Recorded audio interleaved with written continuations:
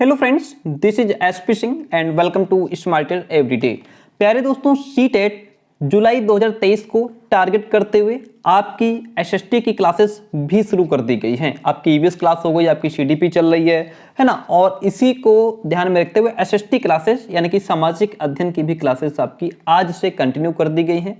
ये आपकी class first रहेगी, जिसमें हम लोग सुपर 50 क्वेश्चंस को डिस्कस करने वाले हैं। बहुत ही बेहतरीन क्वेश्चंस का कलेक्शन रहेगा एंड ये ऐसे क्वेश्चंस हैं जो अलग अलग तरीके से पिछले कई सालों में पूछे गए हैं, और जो ऐसे क्वेश्चंस हैं जहां से एक ही क्वेश्चन से कई तरीके से पूछ सकता है, तो उसको हमने डिटेल में नीचे आंसर उसका एक्सप्लेन कर दिया है, ताकि आप क्वेश्चन के साथ साथ और भी डिटेल में उसके बारे में जान पाएं। तो इस तरीके से आज के क्वेश्चंस आपके लिए बहुत ही रामबाण सिद्ध होने वाले हैं। जो भी स्टूडेंट क्लास में लास्ट तक बना रहेगा डेफिनेटली बहुत कुछ सीखने वाला है। तो चलिए आइए शुरू करते हैं। अपना पहला क्वेश्चन देखिएगा। क्वेश्चन कहता है, निम्नलिखित में से किसके लेखन को प्राथमिक स्रोत के रूप में माना नहीं जा सकता है? किसके लेखन को हम प्राथमिक स्रोत के बारे में नहीं मान सकते हैं? तो वो हैं आपके मुजफ्फर आलम, जिनके जो लेखन है उनको हम प्राथमिक स्रोत में नहीं रख सकते। ऑप्शन डी यहाँ पे आपका राइट होता है। नेक्स्ट वन क्वेश्चन इज, देखिए जो सिंपल क्वेश्चन है उनको हम फटाफट निपटाएंगे। जो अच्छे क्वेश्चंस हैं या जिनसे और भी क्वेश्चंस बन सकते हैं उनको डिटेल में जानेंगे। यदि आपको प्राचीन भारतीय इतिहास पढ़ाना प्रारंभ करना है तो निम्नलिखित स्रोतों में से किस स्रोत को प्रयुक्त करना गलत होगा? मान लीजिए आप टीचर बन गए हैं और आपको बच्चों को प्राचीन भारतीय इतिहास पढ़ाना शुरू करना है, तो ये जो नीचे सोर्सेस दिए हुए हैं इसमें से कौन सा स्रोत आप यूज करेंगे तो वो गलत होगा। देखिए इसमें आप लघु चित्रकारी यूज कर सकते हैं, that one is the best option, क्योंकि पिक्चर्स से पढ़ाना बच्चों के लिए बहुत हेल्पफुल होता है। किसी भी कॉन्सेप्ट को समझाने के लिए, बच्चों को समझने के लिए पिक्चर्स बहुत जरूरी हैं। लघु चित्रकारी आप यूज कर सकते हैं एंड शिलालेख यूज कर सकते हैं। आप गुफा चित्रकारी भी यूज कर सकते हैं, लेकिन हस्तलिपियां जो हैं ये अच्छा ऑप्शन नहीं है और ये प्रयोग करना गलत होगा। इसलिए ऑप्शन नंबर जो सी है यहाँ पे वो आपका राइट हो जाता है। अगला क्वेश्चन कहता है, जातकों के विषय में निम्नलिखित कथनों में से कौन सा सही है? पहले तो ये बताइए, मैं आपको बताता चलूं कि जातक होते क्या हैं। जो जातक हैं, जातक कथाएं होती हैं जो भगवान बुद्ध के पूर्व जन्मों की लोकप्रिय कहानियां हैं। जो भगवान बुद्ध थे उनके पूर्व जन्मों की लोकप्रिय कहानियां हैं जातक कथाएं, ठीक है, जिन्हें बौद्ध धर्म के सभी मतों में संरक्षित भी किया गया है। चलिए अब इसका आंसर आपको आसानी से मिल जाएगा। जातकों के विषय में कौन सा कथन सही है? देखिए जो जातक थे इनकी रचना सामान्य लोगों द्वारा की गई थी, जिन्हें जैन साधनों द्वारा लिखा गया और उनका संकलन किया गया। ये तो ऑप्शन यहाँ पे गलत है, ठीक है। दूसरा है, इनकी रचना बौद्ध भिक्षुओं द्वारा की गई थी, जिन्हें सामान्य लोगों द्वारा लिखा गया और उनका संकलन किया गया। ये भी ऑप्शन यहाँ पे गलत है, ठीक है। इनकी रचना जैन साधुओं द्वारा की गई थी, जिन्हें सामान्य लोगों द्वारा लिखा गया और उनका संकलन किया गया। It's also wrong. इनकी रचना सामान्य लोगों द्वारा की गई थी और बौद्ध भिक्षुओं द्वारा लिखा गया और उनका संकलन भी किया गया। यही ऑप्शन आपका इसमें सही है, ऑप्शन नंबर डी। जो जातक कथाएं हैं इनकी रचना सामान्य लोगों द्वारा की गई थी, ओके, जिन्हें बौद्ध भिक्षुओं द्वारा लिखा गया और उनका संकलन भी किया गया। Option D is the right one. And हम बढ़ते हैं नेक्स्ट क्वेश्चन की तरफ। क्वेश्चन कहता है, आईने अकबरी के विषय में निम्नलिखित कथनों में से कौन सा सही है? देखिएगा, आईने अकबरी जो है इसमें अकबर के पूर्वजों और अकबर के शासन की घटनाओं का विवरण दिया गया है। क्या ये बात सही है? यह मिर्जा हाकिम द्वारा लिखी गई जो अकबर के दरबारियों में से एक था। क्या ये बात सही है? यह अकबर के प्रशासन के विविध पहलुओं यानी कि अनेक पहलुओं के विषय में संपन्न सांख्यिकी विवरण प्रस्तुत करता है। यह अकबरनामा शीर्षक के अंतर्गत अकबर के शासन के इतिहास की 3 जिल्दों में से पहली जिल्द है। तो यहाँ पे जो राइट ऑप्शन आपका है वो है ऑप्शन नंबर सी। आईने अकबरी जो है यह अकबर के प्रशासन के अनेक या विविध पहलुओं के विषय में संपन्न सांख्यिकी विवरण प्रस्तुत करता है, ठीक है। आईने अकबरी की बात करें तो आईने अकबरी जो है ये अबुल फजल द्वारा फारसी भाषा में रचित जो अकबरनामा है उसका एक भाग है। किसका? जो अकबरनामा है, क्या अकबरनामा, ठीक है, अकबरनामा का ही एक ये पार्ट है। अकबरनामा की रचना किसने की थी? अकबरनामा की रचना अबुल फजल ने की थी। किसने की थी? लिखते चलिए, अबुल फजल ने अकबरनामा की रचना की थी। और जो आईने अकबरी है ये अब अकबरनामा का ही एक भाग है, ठीक है। अबुल फजल ने अकबरनामा की रचना की थी, ठीक है। अकबरनामा जो है ये 3 भागों में बटा हुआ है। अकबरनामा 3 भागों में बटा हुआ था और 3 भागों में से जो तीसरा भाग था, 3 भागों में जो तीसरा भाग था वही हमारा आईने अकबरी है। बात क्लियर हुई? इसमें ऑप्शन आपका सी राइट था। आगे बढ़ते हैं नेक्स्ट क्वेश्चन की तरफ। क्वेश्चन कहता है निम्नलिखित में से किसने अपनी कृतियों को भी शामिल करते हुए बाबा गुरु नानक की रचना को गुरुमुखी में संकलित किया? इसका पहले तो सीधा सा आंसर है ऑप्शन ए, गुरु अंगद। अब आइए इसके बारे में डिटेल में जानते हैं। गुरु अंगद जो थे ये सिखों के दूसरे गुरु थे। इनका जो मूल नाम था वो लहना था। गुरु अंगद का मूल नाम क्या था? लहना। ओके, इन्होंने नानक द्वारा शुरू की गई, जो गुरु नानक ने लंगर व्यवस्था, जिसको संगत तथा पंगत भी कहते हैं, शुरू की थी, उसको आगे बढ़ाया और इन्होंने गुरुमुखी जो कि पंजाबी लिपि है उसका आरंभ भी किया था और आगे इसी लिपि में गुरु नानक की रचनाओं को संकलित किया। उसके पश्चात सिखों के 5वें गुरु अर्जुन देव ने अपने से पहले से गुरुओं और अन्य संतों के विचारों को आदि ग्रंथ में संकलित करने का काम भी किया, ठीक है। तो आप समझ गए, ऑप्शन इसमें आपका राइट था, A1 राइट था। दूसरा क्वेश्चन कहता है द्वितीयक स्रोत का एक उदाहरण है। तो पहले तो आइए जानते हैं थोड़ा स्रोत के बारे में, ठीक है, फिर आप इसका आंसर ठीक से दे पाएंगे। जिन प्रमाणों के आधार पर अतीत की घटनाओं, अतीत का मतलब जो समय बीत गया, उसकी घटनाओं का क्रमबद्ध अध्ययन किया जाता है, उन्हें ही स्रोत कहते हैं। मान लीजिए आप किसी घटना का वर्णन कर रहे हैं, आपके हाथ कोई प्रमाण लग गया, ठीक है, कोई सबूत आपको मिल गया, तो वो जो सबूत आपको मिला जिसके आधार पर आप किसी भी घटना का वर्णन कर रहे हैं, वो सबूत ही स्रोत है। ओके, उन्हें ही स्रोत कहते हैं। स्रोत मुख्य रूप से 2 प्रकार के होते हैं, एक तो प्राथमिक स्रोत, दूसरे आपके द्वितीयक स्रोत। प्राथमिक स्रोत के अंतर्गत प्रत्यक्ष अवशेष सामग्री आती है, जैसे आपकी स्मारक हो गए, सिक्के हो गए, जो प्रत्यक्ष है, यंत्र हो गए, आज्ञापत्र हो गया, जनगणना हो गया, संविधान, ये सब क्या हैं? प्राथमिक स्रोत के अंतर्गत आते हैं। वहीं पर जो द्वितीयक स्रोत है, इसके अंतर्गत आपकी पुस्तकें आ जाती हैं, किसी का जीवन चरित्र आ जाता है, इतिहास की पाठ्य पुस्तकें भी द्वितीयक स्रोत का ही उदाहरण हैं। अब आइए समझते हैं इस क्वेश्चन को। क्वेश्चन कहता है द्वितीयक स्रोत का उदाहरण क्या है? जनगणना रिपोर्ट नहीं, ये तो अभी हमने पढ़ा नीचे, ये तो उसमें आता है, किसमें? प्राथमिक स्रोत के अंतर्गत, है ना। प्राथमिक स्रोत में आपका ये देखिए जनगणना आता है। फिर अगला क्वेश्चन है, पॉइंट है, जन्म एवं मृत्यु के पंजीकरण रिकॉर्ड, पंजीकरण रिकॉर्ड भी इसमें नहीं आएगा। भारत का संविधान भी प्राथमिक स्रोत है। क्या है? लास्ट में लिखा हुआ था इतिहास की जो पाठ्य पुस्तकें हैं वो द्वितीयक स्रोत का उदाहरण होंगी।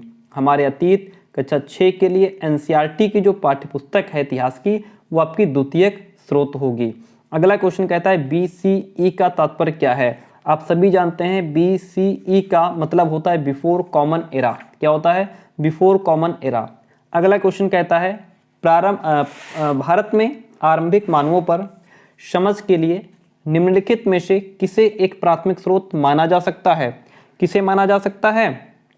मध्य प्रदेश की शैल चित्रकला को माना जा सकता है, ठीक है। भारत में आरंभिक मानवों पर समझ के लिए मध्य प्रदेश की शैल चित्रकला को प्राथमिक स्रोत माना जा सकता है, क्योंकि मध्य प्रदेश की भीमबेटका जो है वो गुफा विश्व की सबसे प्राचीन गुफा है। मध्य प्रदेश की एक गुफा है जिसको कहते हैं भीमबेटका। किसको क्या कहते हैं? भीमबेटका, जो कि विश्व की सबसे प्राचीनतम गुफा है, ठीक है, सबसे पुरानी गुफा है।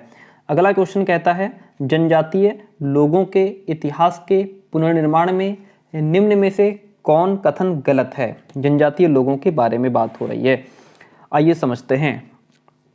जनजातीय लोगों के इतिहास के पुनर्निर्माण में कौन सा कथन गलत आपको ढूंढना है इसमें? गलत।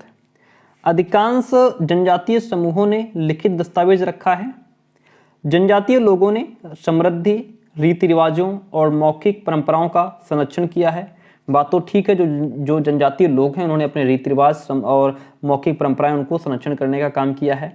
जनजातीय समाज अपनी विविध किस्म की जरूरतों के लिए एक दूसरे पर निर्भर भी रहा है, बात ये भी ठीक है।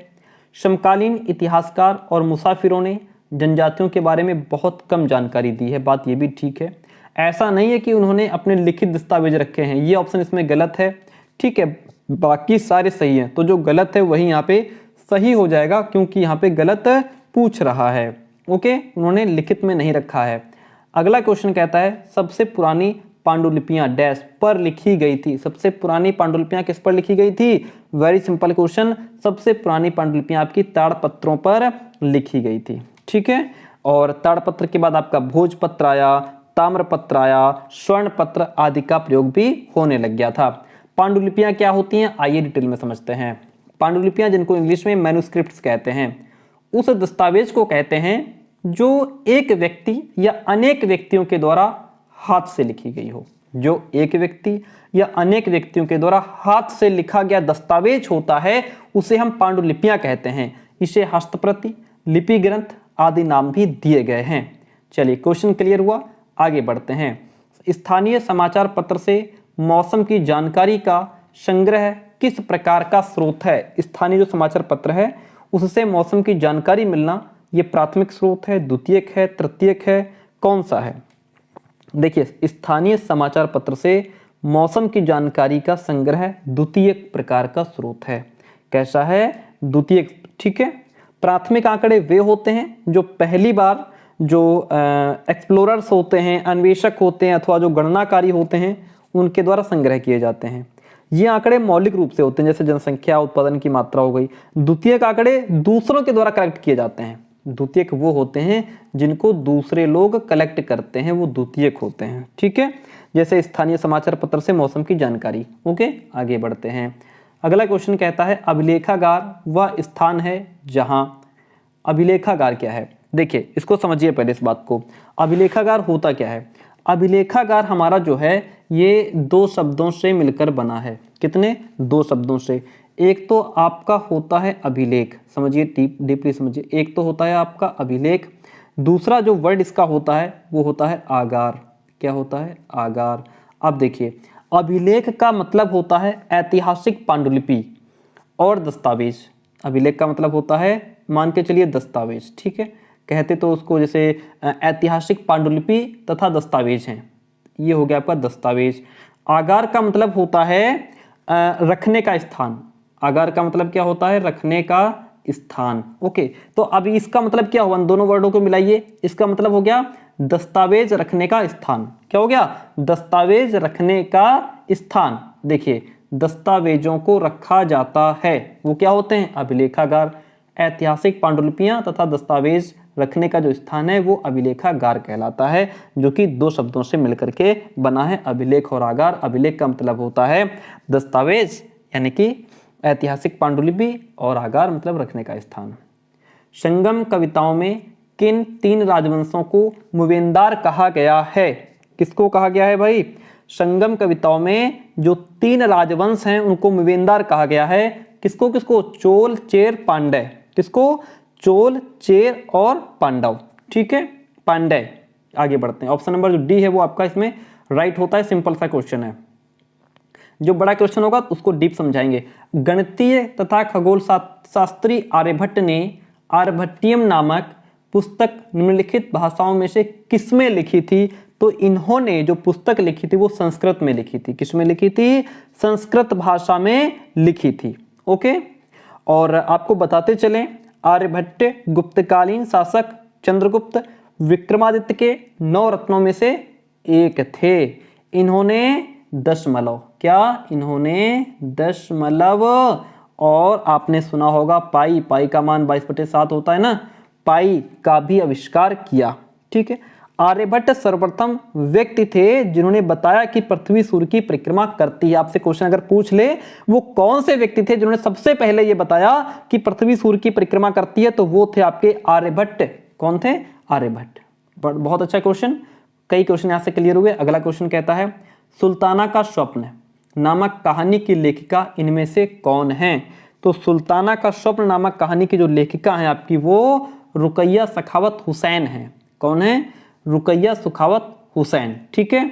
और ये जो पुस्तक है आपकी सुल्ताना का स्वप्न, ये लिखी कब गई थी, ये भी ध्यान रखिएगा, 1905 में लिखी गई और 1908 में जाकर के ये प्रकाशित हुई थी। कब? 1905 में लिखी गई, 1908 में प्रकाशित हुई और सुल्ताना का स्वप्न लिखने वाले रुकैया सखावत हुसैन थे। आगे बढ़ते हैं। विनय पिटक एक ग्रंथ है जो अभिलेखित करता है। ये एक ऐसा क्वेश्चन है जहां से कई क्वेश्चन आपके निकल करके आते हैं। आइए पहले इसको डीप समझते हैं। देखिए पहले ये स्टेटमेंट पढ़िए, इतना सारा हमने इसमें लिखा है पूरा डिटेल में। त्रिपिटक जो कि पाली भाषा में है, बौद्ध धर्म का प्रमुख ग्रंथ है। कौन? त्रिपिटक, जिसे सभी बौद्ध संप्रदाय, चाहे वो महायान हो, थेरवाद हो या वज्रवान, ये जितने भी बौद्ध संप्रदाय हैं ये उसको मानते हैं। ठीक है, और इसमें भगवान बुद्ध के उपदेशों को संग्रहित किया गया है। किसमें? त्रिपिटक में। त्रिपिटक बौद्ध धर्म का ग्रंथ है जिसमें बुद्ध के उपदेशों को कलेक्ट किया गया है। त्रिपिटक को 3 भागों में विभाजित किया गया है। एक तो विनय पिटक जो हमारे क्वेश्चन में दिया है, दूसरा सुत्त पिटक, तीसरा है अभिधम्म पिटक। ओके, अब एक एक को समझते हैं। जो विनय पिटक है, विनय पिटक इसमें वे नियम दिए गए हैं जो भिक्षु संघ के लिए बनाए गए थे। सुत्त पिटक इसमें बौद्ध धर्म के सिद्धांतों को स्पष्ट किया गया है। ये 5 निकायों में बटा हुआ है। सुत्त पिटक आपसे क्वेश्चन पूछ लेगा, सुत्त पिटक जो है वो कितने निकायों में बटा है, तो आप बता देंगे 5 निकायों में बटा हुआ है। दीर्घ निकाय, मध्यम निकाय, संयुक्त निकाय, अगंतुर निकाय और खुद्दक निकाय। अब इसमें जो तीसरा आता है हमारा अभिधम्म पिटक, इसमें धर्म और क्रियाकलापों की व्याख्या दार्शनिक ढंग से की गई है। वेदों में जिस तरह ब्राह्मण ग्रंथ है उसी तरह पिटकों में अभिधम्म पिटक है। ओके, तो ये आपने कॉन्सेप्ट इसका समझ लिया। अब आप ये समझ गए कि विनय पिटक जो एक ग्रंथ है वो क्या है। तो विनय पिटक जो एक ग्रंथ है वो बौद्धों के नियम का कलेक्शन है। उसमें बौद्ध के नियम संग्रहित किए गए हैं। इसमें वे नियम दिए गए हैं जो भिक्षु संघ के लिए बनाए गए थे। ओके, बात क्लियर हुई। आगे बढ़ते हैं। क्वेश्चन नंबर 17 कहता है, ऋग्वेद के विषय में निम्नलिखित 3 कथनों पर विचार कीजिए और सही उत्तर का चयन कीजिए। हमें ऋग्वेद के बारे में 3 स्टेटमेंट नीचे दिए हैं, इनके बारे में सोचना है फिर आंसर देना है। जैसा कि आपको पता है वेद कितने हैं, वेद हमारे 4 हैं। कितने वेद हैं?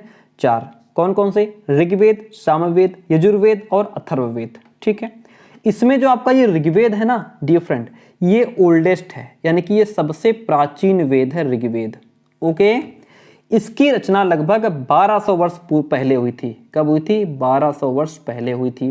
क्वेश्चन दिया है कि यह 3500 वर्ष पूर्व लिखा गया था। नहीं, ये गलत है। पहला ही ऑप्शन इसमें गलत है। ऋग्वेद सबसे पुराना वेद है और ये 1200 वर्ष ईसा पूर्व लिखा गया था। ठीक है, दूसरा क्वेश्चन है, दूसरा पॉइंट कहता है इसकी रचना प्राकृत में की गई थी। ठीक है जी, बिल्कुल बात मानते हैं। इसकी जो रचना है वो प्राक भाषा यानी कि प्राकृत में ये लिखा गया था, तो ये ऑप्शन इसमें सेकंड सही हो जाता है। इसमें 1000 से अधिक प्रार्थनाएं हैं जिन्हें सूक्त कहा गया है, ये भी बात इसमें सही है। 2 सही हैं। ठीक है, अच्छा आपको एक और बात बता दें कि जो ऋग्वेद है इसमें 3 देवता बहुत इंपॉर्टेंट हैं। अग्नि यानी कि आग के देवता, दूसरे इंद्र युद्ध के देवता और सोम देवता। ठीक है, ये इसमें बहुत इंपॉर्टेंट हैं। और तो यहाँ पे आपका जो राइट ऑप्शन हुआ, एक तो गलत हो गया आपका, पहले वाला गलत है, दूसरा और तीसरा आपके सही हैं। इसका मतलब है ऑप्शन 20 में आपका राइट हो जाता है। कितनी चीज आपने यहाँ से सीख ली है ना। इस तरीके से डिटेल में क्वेश्चन को पढ़िए, बहुत बेहतर सीखेंगे। क्वेश्चन नंबर 18 कहता है कि एक शिक्षक भारत के विभाजन पर प्राथमिक स्रोतों पर आधारित एक कार्य योजना यानी प्रोजेक्ट करवाना चाह रहा है। निम्नलिखित में से कौन सा प्राथमिक स्रोत इसमें से नहीं है? कौन सा नहीं है जो प्राथमिक स्रोत नहीं है? तो इसमें आपका आत्मकथाएं हो गई, समाचार पत्रों का पूरा लेखागार हो गया, मौखिक इतिहास हो गया। इसमें जो आपका क्या कहते हैं उपन्यास है, ये आपका प्राथमिक स्रोत नहीं है। कौन? उपन्यास आपका प्राथमिक स्रोत नहीं है। ठीक है, प्राथमिक स्रोत आपका आत्मकथाएं हो जाएंगी और ऑप्शन बी हो जाएगा और सी। ठीक है, ये सारे ही आपके प्राथमिक स्रोत हैं। अगला क्वेश्चन कहता है, देखिएगा, किसी ऐतिहासिक वर्णन का कोई आप हिस्टोरिकल एक्सप्लेनेशन करना चाह रहे हैं। ऐतिहासिक वर्णन का चुनाव करते समय निम्नलिखित में से किस उद्देश्य पर विचार किया जाना चाहिए? तो जो उद्देश्य हो हमारा, एक तो वो कारण से संबंध हो, दूसरा निष्कर्ष से संबंधित होना चाहिए।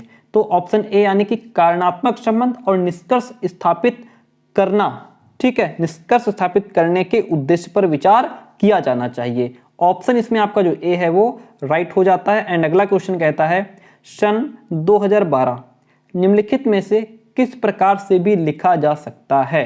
तो आपको बताते चलें, देखिए जूलियन और ग्रेगोरियन कैलेंडर में वर्ष को लिखने के लिए बीसी यानी कि बिफोर क्राइस्ट और एडी यानी कि एनो डोमिनी का प्रयोग किया जाता है। अतः सन 2012 को एडी 2012 भी लिखा जा सकता है। हम सन 2012 को बिफोर क्राइस्ट तो लिख नहीं सकते, एडी 2012 भी लिखा जा सकता है, यानी कि ऑप्शन ए जो है वो आपका राइट हो जाता है।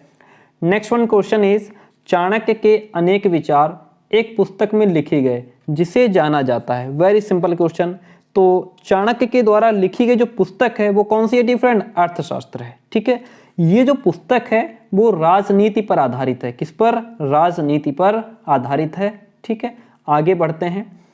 क्वेश्चन कहता है पांडुलिपियों और अभिलेखों पर निम्नलिखित दो कथन ए और बी विचार कीजिए, सही उत्तर का चयन कीजिए। यानी कि दो स्टेटमेंट्स में दिए हैं और ये दोनों ही स्टेटमेंट पांडुलिपियों और अभिलेखों से संबंधित हैं। हमें देखना यह है कि इसमें कौन सही है कौन गलत है। देखिएगा, पांडुलिपियां अक्सर ताड़पत्रों और भुर्ज नामक वृक्ष की छाल से विशेष तैयार भोजपत्र पर लिखी जाती थी, ठीक है, मान लेते हैं बात सही तो है। अभिलेख पत्थर और धातु जैसी अपेक्षाकृत कठोर सतहों पर उत्कीर्ण किए जाते थे, बात ये भी सही है। तो इसमें आपके दोनों ही ऑप्शन सही हो जाते हैं, आगे कोई ऑप्शन बचता ही नहीं है। अगला क्वेश्चन कहता है हैंगियोग्राफी किससे संबंधित है? हैंगियोग्राफी, जो हैंगियोग्राफी है यह संत के जीवनी लेखन से संबंधित है। यानी कि संत के जीवनी लेखन को हैंगियोग्राफी कहा जाता है, जिसमें संतों के चमत्कारिक व्यक्तित्व का वर्णन किया जाता है। सुनिएगा मेरी बात, हम आपको लिख करके बता देते हैं। संतों के चमत्कारिक, क्या लिखेंगे? संतों के जो चमत्कारिक व्यक्तित्व होता है उसका वर्णन किया जाता है, ठीक है, संत के जीवनी लेखन में। ऑप्शन इसमें ए आपका राइट हो जाता है। हम नेक्स्ट क्वेश्चन की तरफ बढ़ेंगे। राजा हर्षवर्धन के दरबारी कवि बाणभट्ट ने उनकी जीवनी हर्षचरित निम्नलिखित भाषाओं में किसमें लिखी थी? तो उन्होंने किसमें लिखी थी? राजा हर्षवर्धन के जो दरबारी कवि थे बाणभट्ट, ये भी याद रखिएगा कि राजा हर्षवर्धन के दरबारी कवि बाणभट्ट थे। उन्होंने राजा हर्षवर्धन की जो जीवनी थी वो आपकी संस्कृत भाषा में हर्षचरित के नाम से लिखी थी। ओके, ऑप्शन डी इसमें आपका राइट हो जाता है। डैश में प्राचीन शैल चित्रकला मिली है, किसमें मिली है? तो ये आपकी मिली है मध्य प्रदेश और उत्तर प्रदेश में। मध्य प्रदेश तथा उत्तर प्रदेश में प्राचीन शैल चित्रकला मिली है। ऑप्शन डी आपका राइट हो जाता है। अगला क्वेश्चन कहता है नाथ साहित्य का संबंध किससे है? देखिएगा, बंगाली से है, असमी से है, उड़िया से है या मैथिली से है? नाथ साहित्य का संबंध आपका जो है वो बंगाली से है। किससे है? बंगाली से है। नाथ संप्रदाय से संबंधित साहित्य को नाथ साहित्य के नाम से जाना जाता है। सुनिए मेरी बात, जो नाथ संप्रदाय है उससे संबंधित जो भी साहित्य है उसको नाथ साहित्य के नाम से जाना जाता है। नाथ संप्रदाय की स्थापना अगर पूछ ले तो याद रखना कि नाथ मुनि, जिसको मत्स्येंद्र नाथ भी कहते हैं, कि क्या कहते हैं उसको? मत्स्येंद्र नाथ भी कहते हैं, उन्होंने की थी किसकी? नाथ संप्रदाय की स्थापना, ठीक है। आगे बढ़ते हैं। कॉमन एरा क्या है? देखिए, कॉमन एरा क्या है? कॉमन एरा जो आपका है वो क्रिश्चियन एरा जो अब दुनिया के अधिकांश हिस्सों में स्वीकृत है, इसी को कॉमन एरा कहते हैं। यानी कि क्रिश्चियन एरा ही कॉमन एरा के नाम से जाना जाता है। वर्तमान में ये दुनिया के अधिकांश हिस्सों में मान्य है, इसलिए इसे कॉमन एरा कहा जाता है। Option D is the right one. ऐतिहासिक स्थल वह है जहां अतीत के स्मृति शेष अवशेष मिलते हैं, उसे ऐतिहासिक हिस्टोरिकल प्लेस कहते हैं। अतीत यानी कि जो समय बीत गया, वहां की कुछ स्मृति मिले, कुछ शेष मिले, कुछ अवशेष मिले, उसे ऐतिहासिक स्थल कहते हैं। Option A is the right one. Question कहता है आदिवासी यानी कि जनजातीय लोग अपना पिछला लिखित रिकॉर्ड नहीं रखते हैं। वर्तमान के इतिहासकार आदिवासी इतिहास कैसे लिखते हैं? कैसे लिखते हैं भाई? ये लिखते हैं वाचिक परंपराओं का प्रयोग करके, क्योंकि भाई जो आदिवासी जनजाति लोग थे वो अपना पिछला रिकॉर्ड कहीं लिखित में कोई किताबें तो लिख के रखी नहीं उन्होंने, तो फिर जो वर्तमान के इतिहासकार हैं वो ये सब कैसे निकालते हैं कि कब क्या हुआ? तो आधुनिक जो इतिहासकार हैं वो आदिवासी यानी कि जनजातीय लोगों का इतिहास लिखने के लिए वाचिक परंपराओं का प्रयोग करते हैं। वाचिक परंपराओं का ऑप्शन डी आपका इसमें राइट हो जाता है। अगला क्वेश्चन हमारा कहता है 19वीं शताब्दी के मध्य में ब्रिटिश इतिहासकारों ने भारत के इतिहास को 3 कालों में बांटा है। एक आपका हिंदू भारत, दूसरा मुस्लिम भारत और तीसरा है ब्रिटिश भारत। इस विभाजन का क्या आधार है? इस विभाजन का क्या आधार है? यह इस विचार पर आधारित है कि शासकों का धर्म एक महत्वपूर्ण ऐतिहासिक परिवर्तन था, या फिर इंग्लैंड का इतिहास भी इसी रूप में लिखा गया है इसलिए ऐसा हुआ है।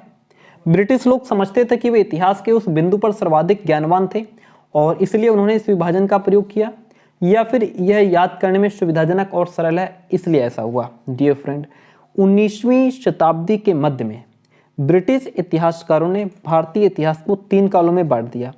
ये इस विचार पर आधारित है कि शासकों का धर्म एक महत्वपूर्ण ऐतिहासिक परिवर्तन था। ठीक है, ऑप्शन ए यहाँ पे आपका राइट हो जाता है।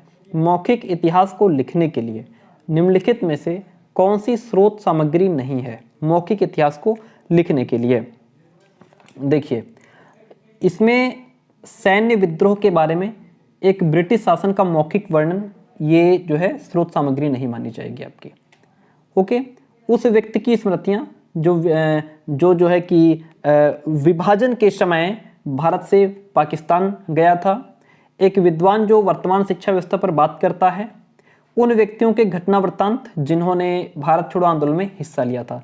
तो मौखिक इतिहास को लिखने के लिए कौन सी स्रोत सामग्री नहीं है? वो आपकी ऑप्शन सी, एक विद्वान जो वर्तमान शिक्षा व्यवस्था पर बात करता है, वो आपकी जो है स्रोत सामग्री नहीं मानी जाएगी। ठीक है, ऑप्शन सी इसमें आपका राइट हो जाता है।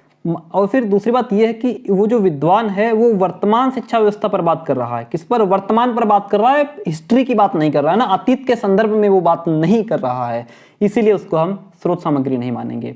निम्नलिखित में से कौन सा कथन प्राचीन हस्तलिपि के संदर्भ में सही नहीं है? कौन सा कथन सही नहीं है? तो प्राचीन हस्तलिपि के संदर्भ में वे प्रायः ताड़पत्रों पर लिखी हुई थी, वे जिस काल को प्रदर्शित करती हैं उस काल के लिए मुख्य स्रोत हैं, वे हस्तलिखित थी और उसके बाद मुद्रित की गई थी, या फिर कुछ हस्तलिपियां पत्थर या धातु पर उकेरी गई थी।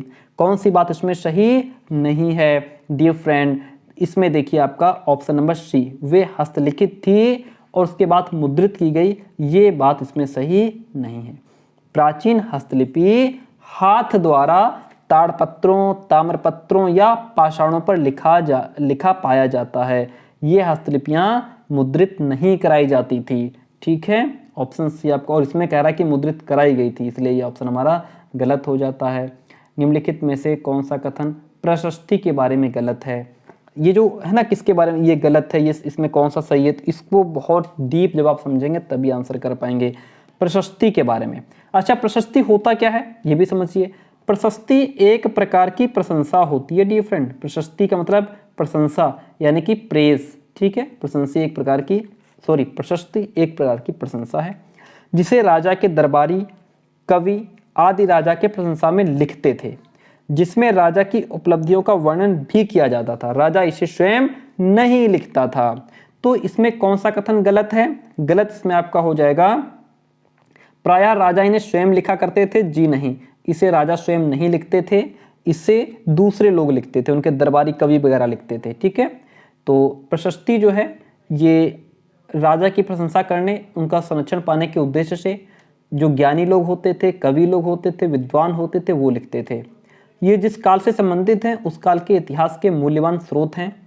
प्रशस्ति में शासक या राजा की उपलब्धियों का वर्णन किया जाता था। ठीक है, आगे बात करते हैं। और मानव इतिहास में निम्नलिखित में से कौन सी अवधि या कौन सा समय सबसे लंबा है? कौन सा इसमें सबसे लंबा पुरा पाषाण काल है, मध्य पाषाण काल है, नव पाषाण काल है, या फिर आपका महापाषाण काल है। तो वो जो अवधि है आपकी वो पूरा पाषाण काल है। कौन? पूरा पाषाण काल की जो अवधि है वो मानव इतिहास में सबसे लंबी है। ये प्राक ऐतिहासिक युग का वो समय है जब मानव ने पत्थर के औजार बनाना सबसे पहले आरंभ किया था, यहाँ पे इसमें पूरा पाषाण काल में। ठीक है, ये काल आधुनिक काल से लगभग 25 से मान के चलिए 20 लाख साल पहले से लेकर के 12,000 साल पूर्व तक माना जाता है। और इसी दौरान जो मानव इतिहास है उसका लगभग बात करें तो 99% विकास हुआ। मानव इतिहास का 99% जो विकास है वो इसी में हुआ। ठीक है, और फिर इस काल के बाद मध्य पाषाण काल आया। ओके, जब मानव ने खेती करना शुरू किया था, मानव ने यहाँ पे आके खेती करना शुरू किया था मध्य पाषाण काल में। तो सबसे लंबा जो हमारा वो पूरा पाषाण काल चला। ऑप्शन ए आपका राइट हो गया। एंड आगे बढ़ते हैं। क्वेश्चन कहता है दिए गए कथनों, ए और बी 2 कथन दिए गए हैं, इनको पढ़ना है और फिर इसमें से हमें सही ढूंढना है। पहला कथन है मेहरगढ़ पाकिस्तान के बोलन दर्रे के पास एक उपजाऊ मैदान में स्थित है। क्या बात ये सही है? यहाँ खेती और पशुपालन के साक्ष्य पाए जाते हैं। क्या ये बात सही है? देखिए ऐसा है कि जो मेहरगढ़ है वो पाकिस्तान के बोलन दर्रे के पास एक उपजाऊ मैदान में स्थित है। बात ये बिल्कुल ठीक है, ऑप्शन ए हमारा सही है। और ये जो है वो पुरातात्विक दृष्टि से एक बहुत ही महत्वपूर्ण स्थान माना गया है। और ये स्थान जो है वो प्रेजेंट टाइम में अगर बात करें तो बलूचिस्तान पाकिस्तान में है। खेती और पशुपालन के साक्ष्य भी यहाँ पाए जाते हैं, इसलिए ऑप्शन नंबर डी, ए और बी दोनों इसमें आपके सही हो जाते हैं। क्वेश्चन कहता है भारत के निम्नलिखित राज्यों में से किस एक राज्य में हड़प्पा के नगर सबसे बड़ी संख्या में मिले हैं? कहाँ मिले हैं भाई? तो ये आपके गुजरात में मिले हैं। कहाँ? गुजरात राज्य में हड़प्पा के नगर सबसे बड़ी संख्या में मिले हैं। ठीक है, ऑप्शन सी आपका यहाँ पे राइट हो जाता है। ऋग्वेद मूल रूप से निम्नलिखित में से किस भाषा में रची गई थी? ऋग्वेद, जो ऋग्वेद है वो मूल रूप से संस्कृत भाषा में रची गई थी। अच्छा, अगर आपसे पूछ ले कि वेदों की रचना किस काल में हुई, तो वेदों की जो रचना है वो आपकी वैदिक काल में हुई थी डियर फ्रेंड। वेदों की रचना वैदिक काल में हुई थी। वैदिक जो सभ्यता है वो आर्यों के द्वारा निर्मित की गई थी और आर्यों की भाषा भी संस्कृत थी। ठीक है, तो ऋग्वेद को इतिहासकार हिंदी यूरोपीय भाषा परिवार की अभी तक उपलब्ध पहली रचनाओं में से एक मानते हैं और ये एक बहुत ही प्रमुख हिंदू धर्म ग्रंथ भी है। क्वेश्चन कहता है निम्नलिखित में से वस्तु विनिमय पद्धति की सही विशेषता कौन सी है? वस्तु विनिमय पद्धति की सही विशेषता क्या है? वस्तु विनिमय पद्धति की सही विशेषता यह है कि ये धन का उपयोग किए बिना वस्तुओं की अदला बदली का व्यापार है। वस्तु विनिमय का मतलब ये है कि आप हमसे गेहूं ले लो, आप हमें इतने चावल दे दो, आटा ले लो, मतलब गेहूं ले लो, धान दे दो, आटा दे दो, चावल ले लो। इस तरीके से पहले वस्तु विनिमय हुआ करता था क्योंकि मुद्राएं नहीं थी। ठीक है, तो अदला बदली चलता था। ऑप्शन ए इसमें आपका राइट हो जाता है। महापाषाणों के विषय में निम्नलिखित कथनों में से कौन सा कथन इसमें आपका सही है? महापाषाण, देखिए नवपाषाण के बाद दक्षिण भारत में जिस संस्कृति का उदय हुआ उसे महापाषाण काल कहा जाता है। दूसरी बात, पत्थर की कब्रों को महापाषाण कहा जाता था। जो पत्थर कब्र हुआ करती थी, क्या जो कब्र हुआ करती थी पत्थर की, उनको महापाषाण कहा जाता था। ठीक है, महा का मतलब होता है बड़ा, पाषाण का मतलब होता है पत्थर। तो इसमें बात ये सही है कि इनका उपयोग दफन करने की जगहों को चिन्हित करने के लिए किया जाता था। Okay, option A is the right one. Question कहता है निम्नलिखित में से कौन सा पूरा पाषाण स्थल है? तो भीमबेटका है, बुर्जहोम है, इनाम गांव या फिर हल्लर। कौन है इसमें? तो आपका इसमें जो भीमबेटका है वो एक समृद्ध पूरा पाषाण कालीन स्थल है। भीमबेटका रायसेन जिला मध्य प्रदेश में स्थित है। ध्यान रखिएगा, भीमबेटका कहाँ स्थित है? रायसेन जिला मध्य प्रदेश में स्थित है। भीमबेटका गुफा से शैल चित्रों के अवशेष भी प्राप्त हुए हैं, इसलिए ऑप्शन नंबर यहाँ पे जो ए है आपका वो राइट हो जाएगा। निम्न में से किस भारतीय साहित्यिक धरोहर का अर्थ है गुरु के पास जाकर बैठना? क्या आरण्यक का अर्थ होता है गुरु के पास बैठना? जी नहीं, उपनिषद का अर्थ होता है गुरु के समीप जाकर के बैठना। जो उपनिषद है हमारा ये 2 शब्दों से मिलकर के बना है, उप प्लस निषद। यहाँ पे उप का अर्थ है समीप और निषद का अर्थ है बैठना। इस प्रकार उपनिषद का अर्थ है समीप बैठना, गुरु के समीप बैठना। उपनिषदों की जो रचना है वो वेदों की दार्शनिक संख्याओं के लिए की गई थी। उपनिषदों की संख्या 108 है, ध्यान रखिएगा उपनिषदों की संख्या कितनी है, 108 है। वेदों का अंतिम भाग होने के कारण इन्हें वेदांत भी कहा जाता है। उपनिषदों को वेदांत क्यों कहा जाता है? क्योंकि ये वेदों के अंतिम भाग हैं, इसलिए इनको वेदांत भी कहा जाता है। किसको? उपनिषद को। ऑप्शन सी आपका राइट होता है। हम बढ़ते हैं नेक्स्ट क्वेश्चन की तरफ। लगभग 2000 वर्ष पहले वाराणसी एक प्रसिद्ध शिल्प केंद्र था जहां श्रेणी थे। तो देखिए श्रेणी क्या होता है, तो सुनिए, जो कहने का मतलब ये है कि चलिए शुरुआत से बात करते हैं। लगभग 2000 वर्ष पहले वाराणसी एक प्रसिद्ध शिल्प केंद्र था जहां शिल्पकारों और व्यापारियों के संघ हुआ करते थे। किनके? शिल्पकारों और व्यापारियों के संघ हुआ करते थे। और ये जो संघ थे डियर फ्रेंड, इन संघों को ही श्रेणी कहा जाता था। क्या कहा जाता था? इन संघों को ही श्रेणी कहा जाता था। ऑप्शन सी आपका यहाँ पे राइट हो जाता है। ऋग्वेद में गंगा और यमुना नदी का कितनी बार नाम आया है? तो ऋग्वेद में गंगा नदी का एक बार और यमुना नदी का उल्लेख 3 बार हुआ है। यमुना जो नदी है इसका उल्लेख 3 बार हुआ है। वैदिक काल में सरस्वती जो नदी थी वो सबसे पवित्र नदी मानी जाती थी, ये भी आप ध्यान रखेंगे। क्वेश्चन कहता है कौन सा हड़प्पा का स्थल इसमें से नहीं है? तो चिरांद जो है ये हड़प्पा का स्थल नहीं है। चिरांद नवपाषाण कालीन स्थल है जो बिहार के सारण जिले में, ध्यान रखिएगा, जो बिहार के सारण जिले में स्थित है, जहाँ से हिरण सींग से निर्मित उपकरणों की प्राप्ति हुई है। और जबकि आपका राखीगढ़ी हो गया, सोतकाहोक हो गया, गंवेरी वाला हड़प्पा कालीन स्थल माने जाते हैं या हैं। देखिए पुरु, यदु और भरत वेदों में उल्लेख डैश की तरह है। किसकी तरह है? तो ये जो थे, अच्छा ये पुरु, यदु, भरत ये हैं क्या? डियर फ्रेंड ये कबीले थे। ये क्या थे? ये कबीले थे। कौन? ये जो हैं ये सब कबीले थे। तो इनका किसकी तरह यूज हुआ है? जन की तरह। अब सुनिए, देखिए भारत में आर्यों का आगमन कब हुआ था? भारत में आर्यों का जो आगमन था वो 1500 ईसा पूर्व हुआ था। ठीक है, जो कई कबीलों जिनको जन कहा गया, ठीक है, में बटे हुए थे। प्रमुख जो मेन कबीले थे वो आपका पुरु, यदु, भरत और अनु, तुर्वस, भलानस, शिवी, बिशाणी, ये सभी बड़े प्रमुख जो है कबीले हुआ करते थे। इनका उल्लेख जन के रूप में हुआ कहाँ था? तो ये जन के रूप में ऋग्वेद में हुआ। कहाँ हुआ? ऋग्वेद में हुआ। ठीक है, तो जन क्या थे? कबीले थे। बात समझ के आगे बढ़ते हैं। क्वेश्चन कहता है भरत लोगों का एक समूह था जिसका उल्लेख ऋग्वेद में मिलता है।